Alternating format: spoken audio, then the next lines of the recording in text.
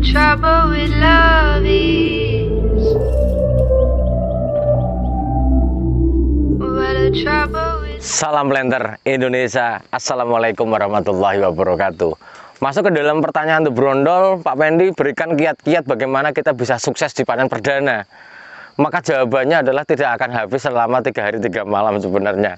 Tapi secara singkat akan saya rangkum bagaimana bahwa kita memiliki hasil di panen perdana adalah memiliki hasil yang luar biasa sesuai dengan harapan kita. Tanaman kelapa sawit pada umumnya akan panen perdana pada sekarang yang bibit yang bersertifikat rata-rata adalah 26 bulan setelah tanam di lapangan. Artinya bahwa bibit yang kita tanam berapapun umurnya, misalnya kita mau 8 bulan, 9 bulan, ataupun 15 bulan, maka dihitung 0 lagi dari di lapangan ketika ditanam di lapangan. Maka begitu ditanam di lapangan sampai panen perdana adalah 26 bulan setelah tanam di lapangan. Hal ini adalah penting, kita akan membahas berkaitan dengan kesuksesan panen perdana. Yang pertama adalah ditentukan dari bibitnya. Ketika bibit itu adalah atau sumber bahan tanam kita adalah bersertifikat, maka segalanya terukur. Karena bahwa yang mahal dari sebuah bibit adalah riwayat ataupun pernah dilakukan sebuah penelitian oleh balai yang mengeluarkannya. Maka ketika panen perdana sukses atau nggak sukses, maka harus ada parameternya. Ketika misalnya kita membeli bibit bersertifikat, kemudian ada mengatakan bahwa panen perdana umur usia 26 bulan, maka akan keluar 16 ton per hektar per tahunnya, maka angkanya jelas. Namun ketika kita menggunakan bibit yang tidak jelas asal-usulnya, maka parameternya menjadi abu-abu dan tidak jelas. Maka sukses panen perdana yang seperti apa? Kemudian yang kedua, bibit yang kita tanam adalah bibit yang memiliki kualifikasi yang bagus, artinya bahwa yang sudah sempurna, umurnya cukup, menggunakan rumus 12 plus minus 3, yaitu adalah 9 bulan sampai 12 bulan, bebas dari penyakit dan memiliki genetik yang sangat bagus. Kemudian setelah kita memiliki bahan tanam yang bagus, maka yang selanjutnya adalah kuncinya adalah di penanaman perdana. Penanaman perdana memegang sebuah peranan yang sangat kuat sekali di dalam keberhasilan di panen perdana. Karena di awal pertumbuhannya, bahwa tanaman kelapa sawit juga membutuhkan sebuah kondisi yang benar-benar mampu mendukung pertumbuhan dan perkembangan di titik awal sampai nanti di panen perdana tersebut. Dan kita mulai adalah dari ukuran lubangnya. Ukuran lubang yang harus dibuat adalah ukuran 60 kali 60 minimal. Di mana bahwa ukuran ini adalah memiliki space yang relatif lebar dari polybag yang kita gunakan. Misalnya kita menggunakan polybag ukuran 40 kali 50, namun dengan lubang tanam 60 maka masih ada space. Ketika ada space inilah kemudian memberikan kelonggaran atau keleluasaan akar untuk tumbuh dengan bagus di dalamnya.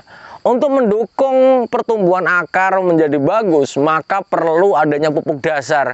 Lah, disinilah kadang-kadang para petani mandiri ataupun siapapun yang menanamnya masih berpikiran bagi yang penting target tanamnya selesai.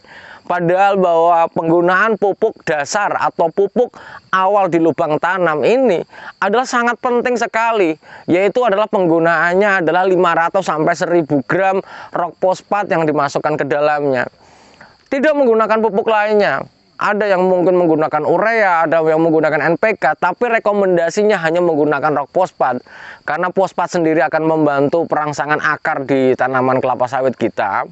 Kemudian yang kedua bahwa rock fosfat juga akan memberikan efek samping terhadap lubang tanam adalah bagaimana menaikkan pH tanah di sekitar perakaran yang nanti bibitnya akan kita tanam. Setelah kita masuk ke lubang tanam ini, maka sangat penting perhatian kita selanjutnya adalah bahwa lubang tanamnya sudah paham, maka jarak yang sesuai untuk tanaman kelapa sawit kita adalah ditentukan oleh dari jenis sawitnya kita sendiri. Ketika kita menggunakan misalnya istilah pelepah pendek atau pelepah panjang, maka benang tengahnya ada di segitiga sama sisi 9 kali 9 kali 9 adalah bahwa jarak tanam yang dengan populasi 143 pokok per hektar ini adalah paling banyak digunakan, mau pelepah panjang ataupun pelepah pendek ini adalah umumnya digunakan di sini. Maka kalau misalnya pelepah pendek mungkin populasinya bisa berkurang, kalau pelepah panjang bisa berkurang populasi per hektarnya, kalau pelepah pendek mungkin lebih banyak lagi. Namun benang merahnya tetap berada di 143 pokok per hektar. Kondisi yang terlalu renggang, tidak efisien, maka jumlah produksi kita juga karena pengkalinya juga berkurang, maka total tonase juga akan berkurang. Namun bukan berarti bahwa penanaman kelapa sawit ini sangat ditentukan jarak tanam ini semakin rapat semakin banyak. Ya semakin banyak memang semakin banyak tanamannya. Namun produktivitas akan berkurang karena memang ada cahaya yang saling bersentuhan pelepah-pelepah ini yang berujung pada tingkat etiolasi atau tingkat etiolasi atau perkembangan tanaman kelapa sawit yang tidak normal karena adanya persaingan mendapatkan sinar matahari. Ketika pengen mendapatkan panen perdana yang bagus, maka penataannya menggunakan sistem mata 5 karena tajuknya adalah bintang kelapa sawit kita, maka menggunakan sistem mata 5. Jangan segi 4. Karena kalau segi 4 nggak cocok, overlay atau pertumpuknya pelepah juga akan semakin banyak dan produksi tanaman kelapa sawit akan lebih banyak bersaing mendapatkan sinar matahari. Lah, ketika jarak tanamnya sudah disesuaikan, lubang tanamnya ada, maka penanamannya harus tepat. Dimana bahwa kita menanam kelapa sawit sebaiknya, kita cerita sebaiknya adalah dimulai di awal musim penghujan. Dengan lubang tanam 60 kali 60 kali 60, maka masih ada spare bawahnya, polybagnya, jadi dari bawah. Ketika kita menanam pas-pas hujan deras, kemudian kayak kubangan, maka tanaman kelapa sawit kita akan tercekam air, maka ya pertumbuhannya pasti akan berkurang, ataupun malah bisa mencapai mencapai level letal atau kematian tanaman kelapa sawit karena mungkin lubangnya dipenuhi oleh air di musim awal penghujan. Namun pada awal musim penghujan ini adalah sebuah waktu yang tepat sebenarnya untuk penanaman kelapa sawit di lahan kita, karena bahwa di awal pertumbuhan tanaman kelapa sawit adalah membutuhkan jumlah air yang relatif besar. Dengan perangsangan dari rok fosfat tadi juga berharap pertumbuhan kelapa sawit kita akan menjadi jauh lebih bagus dan sangat mumpuni untuk pertumbuhan kedepannya. Nah, kita cerita setelah menanam, kemudian faktor yang selanjutnya adalah panen perdana sangat ditentukan oleh dari tingkat pemupukan.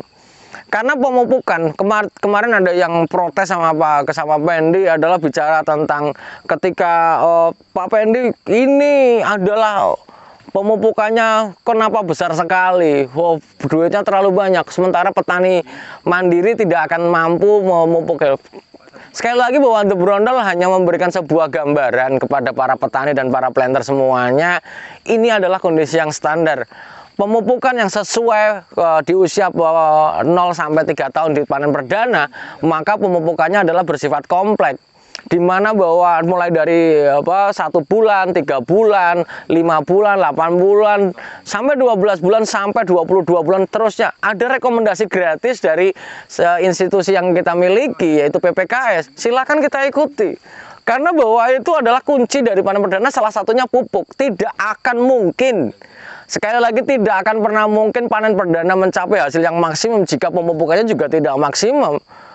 Karena tidak akan ada tanaman kelapa sawit, sekali lagi kelapa sawit itu memiliki serapan yang sangat besar. Maka kunci pupuk ini, walaupun angkanya kemarin kita sampai angkanya 15 jutaan, kalau kita menggunakan tunggal ataupun NPK kita sampai 13 juta, maka angkanya akan langsung terbayar karena panen perdana kita memiliki angka tonase yang minimal 16 ton per hektar per tahun. Amin. Kalau meleset-meleset ya 15 ton, kita masih mendapatkan hasil yang luar biasa. Maka jangan pelit di dalam masalah pupuk. Ketika kita berharap seperti kelaknya kita berharap anak kita pintar tapi mengeluarkan dana les saja nggak mau, kan susah juga gitu. Maka ketika kita pengen mendapatkan panen perdana, pupuk adalah salah satu kunci yang harus diterapkan. Nah, selanjutnya ini yang paling nggak kalah pentingnya. Ketika panen perdana 16 ton per hektar per tahun, ada satu syarat yang harus dilakukan, yaitu adalah kastrasi dan sanitasi. Ketika melakukan kastrasi dan sanitasi, ini adalah hukumnya wajib dilakukan di tanaman kelapa sawit kita jika pengen mendapatkan produksi yang maksimum di panen perdana. Karena bahwa kastrasi dan sanitasi ini, khususnya kastrasi, adalah suatu pekerjaan adalah membuang bunga jantan dan bunga betina di masa pertumbuhannya, supaya unsur hara dan air akan terakumulasi, terserap untuk tanaman yang nanti akan kita panen di panen perdana. Kondisi yang tidak mumpuni atau tidak pernah dikastrasi, maka panen perdananya gimana Pak Pendi? Ya ada yang besar, ada yang tidak besar. Maka harus benar-benar dilakukan. Ketika kita melakukan kastrasi ini, dimulai kapan? Biasanya dimulai dari umur 9 bulan sampai 15 bulan, maka dilakukan semuanya bunga jantan dan bunga betina kita buang. Semuanya kita buang. Ketika buang sampai 15 bulan, maka 15 bulan sampai ke 20 sampai 20 bulan, maka yang dihabisi adalah bunga betinanya saja. Bunga jantan kita tinggalkan untuk merangsang datangnya Aedes camerunicus alias serangga penyerbuk, yang berujung nanti adalah bahwa serangga penyerbuk ini akan membantu petani kita, planter-planter kita, adalah bagaimana Allah telah menurunkan Aedes camerunicus ini untuk membantu sistem penyerbukan kita. Kalau kita hanya penyerbukan menggunakan angin, maka kondisi buahnya juga nggak begitu, fruit setnya nggak begitu sempurna. Maka dengan menggunakan Aedes camerunicus yang ada dan Allah telah menciptakannya, maka tinggal kita bagaimana menatanya saja.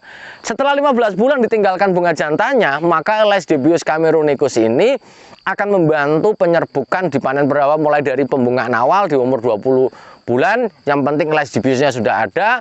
Kemudian 20 bulan kita 15 sampai 20 bulan bunga jantannya ditinggalkan, bunga betinanya diangkut, dibuang semuanya. 20 bulan sampai 21 bulan berhenti. Kita akan berhenti. Biarkan bunga yang ada tumbuh. Karena maksud dari kastrasi ini adalah bagaimana kita panen perdana BJR kita di atas 3 kilo. Supaya rendemen minyak yang nanti yang dari buah yang ada sudah mumpuni kita untuk olah di pabrik kelapa sawit. Lah, sebagai cerita yang terakhir di dalam bagaimana kita sukses di panen perdana, selanjutnya yang tak kalah penting adalah masalah perawatan. Karena bahwa perawatan yang mumpuni, perawatan baik pengendalian gulmanya, kemudian bagaimana menatanya. Sekali lagi bahwa perawatan kelapa sawit tidak seperti perawatan lapangan bola yang harus bersih total, bang, enggak. Tapi adalah bagaimana kita arif menata gulma yang kira-kira, karena gulma ini memiliki dua sudut pandang. Satu sebagai saingan penyerapan unsur hara dan air, dan yang kedua adalah mengganggu kita di metode atau pekerjaan kita di lapangan. Kalau mau serapan air dan hara kita hilangkan, piringan, pasar pikul kita semprot misalnya, silakan saja. Tapi kalau yang samanya mengganggu kita hilangkan. Tapi kalau nggak ganggu, isinya neprolepis, kemudian kayak gulma-gulma lunak berdangkal, ngapain kita banyak ngurusin mereka? Mereka juga nggak ganggu. Malah justru mereka akan membantu kita di dalam menahan kondisi ketika stres di musim kemarau yang ada. Oleh sebab itu para petani dan para planter semuanya, mungkin itu saja dulu yang dapat saya sampaikan, sampai batok saking semangatnya bagaimana panen perdananya biar kita maksimum.